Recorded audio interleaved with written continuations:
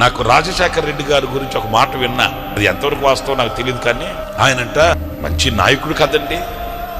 ఆయన భోజనం చేసేటప్పుడు ఈ ఏమంటారు దాన్ని, లావు బియ్యం ఉంటావే, దొడ్డు బియ్యం, అటువైపు దొడ్డు బియ్యం అంటారు, ఎంతదా ముతక బియ్యం అంటారా ఏమో మరి నాకు తెలియదు. ఒక్కొక్క బియ్యం గింజ ఎంతలా ఉంటుంది, దొడ్డు బియ్యం అంటారు. అవే తింటాడంట ఆయన.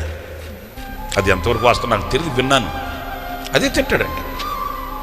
ఏది మామూలుగా పేద ప్రజలు అందరికీ దొరుకుతాయి కదా ఆ దొడ్డు, ఎంతలా ఉంటాయి బియ్యం, అదే ఇష్టపడతాడంట ఆయన, అదే తింటాడంట. ఆయన అనుకుంటే ఏంటి, ఆయన అంటే అందరు తిని బతకట్లా, ప్రజలందరూ తిని బతకట్లా, నాకు ఒక్కడికి చోటు ఏంటి, ఆయన ఎక్కువ అదే ఇష్టపడతాడంట. అంటే నేను చెప్పేది, మనం ఎక్కడ మంచి ఉన్నా, ఎక్కడ నీతి ఉన్నా, ఎక్కడ మనకు కావాల్సిందన్నా మనం తీసుకుని నేర్చుకోవాలండి. అంటే నేను చెప్పేది, నేను చెప్పానని చెప్పి ఇంటికి వెళ్ళి బియ్యం బస్తా బయటపడేసి అని కాదు, లైఫ్ బ్యాలెన్స్ చేసుకోవడం.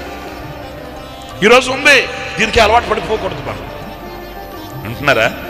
ఈరోజు ఉందా కదా అని చెప్పి ఈ బాడీని, ఈ శరీరాన్ని దానికి బానిసగా చేయకూడదు. ఈరోజు ఉన్నది రేపు లేకపోయినా బ్రతకగలగాలి. ఉన్నదని ఇచ్చిపోయేదేం లేదు, లేదని